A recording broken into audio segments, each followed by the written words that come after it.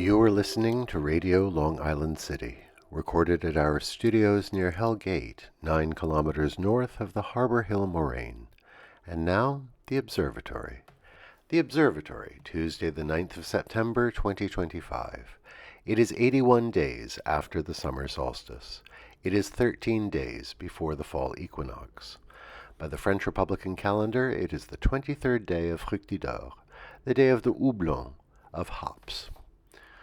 The sun rises today at 6:31 a.m. Solar noon takes place today at 12:53 p.m. The sun sets today at 7:14 p.m. Civil twilight ends at 7:42 p.m. and nautical twilight ends at 8:15 p.m. The length of daytime today is 2 minutes, 38 seconds, shorter than yesterday. The moon is in its waning gibbous phase and is 95% full at midday. The third quarter will arrive on Sunday, the 14th of September.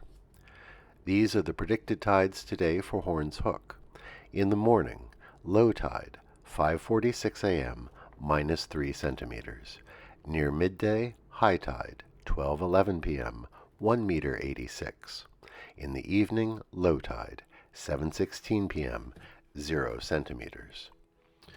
In our shared realm of plants and animals, in the feral garden, where plants have grown tangled and intertwined, the tomatoes return to their viny roots. Crowded out by more aggressive plants like pumpkins, they have strained for the sun and sent out long tendrils to find a bit of light. Even so, they have managed to produce fruit. Far from where they are planted, thin shoots peep out from the scrum of leaves, and there they are, bright red tomatoes, ripening in the sun. A lesson in persistence and adaptiveness in the face of adversity. Commemorations. Maritime disasters. On this day in 1932, a steamship exploded in the East River opposite East 135th Street in the Bronx. The ship was called the Observation and was carrying workers to Rikers Island. They were building the very first prison on Rikers, which would become our city's island gulag. As the ship pulled away from its Bronx pier, it exploded with enormous force. Human bodies and fragments of wood and metal were hurled into the air.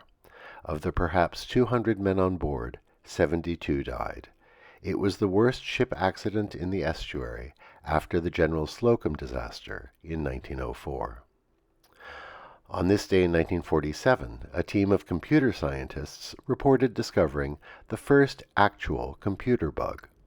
The term bug refers to a mistake or failure in a technical system and was perhaps coined by Thomas Edison. In this instance, the computer pioneer Grace Hopper and her team were working on the Harvard Mark II computer in Cambridge, Massachusetts. The machine malfunctioned. When they opened it up, they found a moth caught between its relay contacts. They removed the moth and taped it into their logbook with the label, "First actual case of a bug being found." Hopper would go on to become a Rear Admiral in the U.S. Navy and was responsible for many innovations in computing. The logbook, along with the moth, is now in the Smithsonian's National Museum of American History. On this day in 1956, Elvis Presley appeared on The Ed Sullivan Show for the first time. The episode was guest hosted by the actor Charles Lawton and broadcast from CBS Television City in Los Angeles. 60 million viewers tuned in. He sang Otis Blackwell's Don't Be Cruel and Love Me Tender, as well as Hound Dog and the Little Richard hit Ready Teddy. In Eisenhower's America, it shattered the norms. On this day in 1969, in Canada, the Official Languages Act, or La Loi sur les langues officielles, came into force. It gave French and English equal status in Canada, requiring government bodies to be equally accessible to both Anglophones and Francophones. It is the legislative keystone of Canada's official bilingualism.